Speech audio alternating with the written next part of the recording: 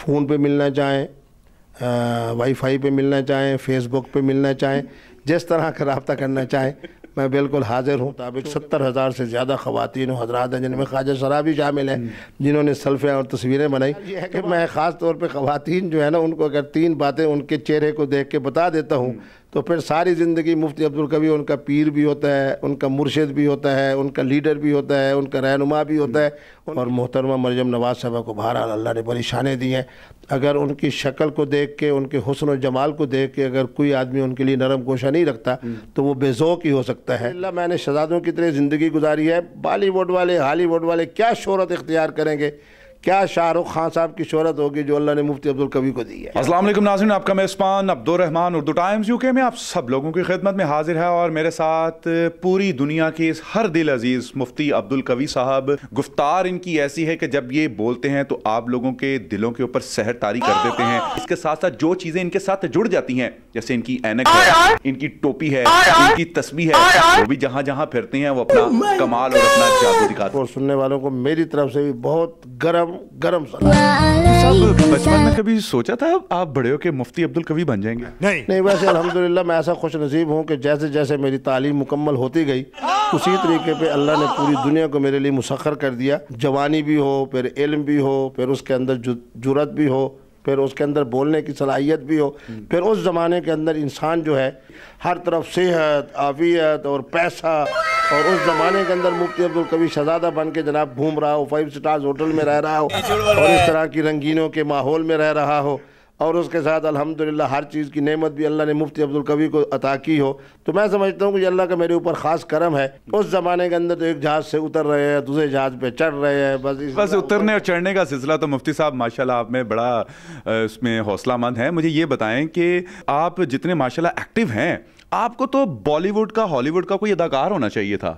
आपको नहीं लगता आप गलत ट्रैक पे आ गए? नहीं, मेरा ख्याल है बॉलीवुड वाले और हॉलीवुड वाले, मैं तो ख़ुद फिल्म इंडस्ट्री जो इंडिया की है उसका भी बड़ी पॉपुलर एक शख्सियत हूँ। उन ख़वातीन का शुरू करूँ जो उस ज़माने के अंदर बड़े उरूज पर थी, तो मैं उनका मेहमान रहा और उनके हाथ के पके हुए खाने मैंने खाए हैं। अल्लाह, मैंने शहज़ादों की तरह ज़िंदगी गुजारी है। बॉलीवुड वाले, हॉलीवुड वाले क्या शोहरत इख्तियार करेंगे, क्या शाहरुख खान साहब की शोहरत होगी जो अल्लाह ने मुफ्ती अब्दुल कवी को दी। आपके नाम के साथ कोई जुड़ता है, आपके साथ बैठता है, चलता है, उठता है, वो हिट हो जाता है। इसकी क्या वजह है? मुफ्ती कवी साहब कोई वजीफा कोई खास पढ़ते हैं या कोई और अमल है इसके पीछे? मुफ्ती अब्दुल कवी साहब को 2 नेमतें अल्लाह ने अता की है, एक मुस्कुराता हुआ चेहरा और दूसरी मीठी ज़बान। ये ऐसी 2 नेमतें हैं कि मैं समझता हूँ कि ख़वातीन हो, नौजवान नस्ल हो, हत्ता के ख्वाजा सरा हो, इनके दिलों की जो हुक्मरानी है वो अल्लाह ने मुफ्ती अब्दुल कवी को अता की है। कोई ऐसा ख्वाजा सरा जो आपकी मोहब्बत में गिरफ्तार, आपकी दहलीज में आके गिर गया हो, बस मैनू अपने कोल ही रख लो मुफ्ती साहब, मैं नहीं जे जाना? ओ, एक लंबी फहरिस्त है, मैं किस किस का नाम, ख्वाजा सराओं की भी, ख्वाजा सराओं की भी एक बड़ी लंबी फहरिस्त है। ख़ास तौर पे मैं ये बात कहूँगा कि इस्लामाबाद और रावलपिंडी और मुजफ्फरगढ़ के ख्वाजा सराओं की तो पूरी तफसील है जो मुफ्ती अब्दुल कवी साहब के मुरीदीन के अंदर शामिल है, बल्कि मुरीदात हैं, चूँकि मैं उनको ज़्यादातर देखता हूँ कि वो अपने आप को ज़ाहिर करते हैं कि हम ख़वातीन हैं।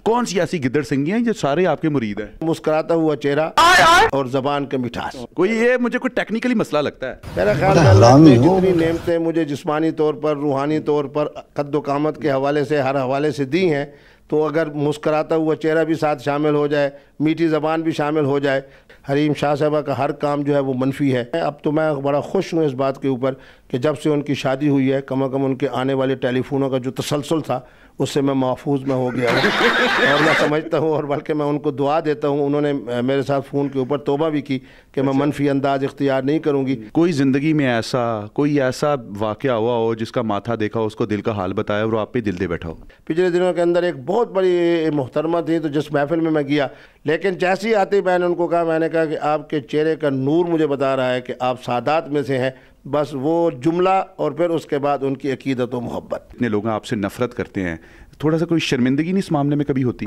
हाँ, मैं ये तो कहूँगा कि मजहबी लोग मुझसे नफ़रत तो नहीं करते, लेकिन हर आदमी बशमूल मेरे, हर आदमी ये समझता है कि मुफ्ती साहब के साथ साजिश हुई है, और साजिश करने वाली जो 1-2 ख़वातीन हैं।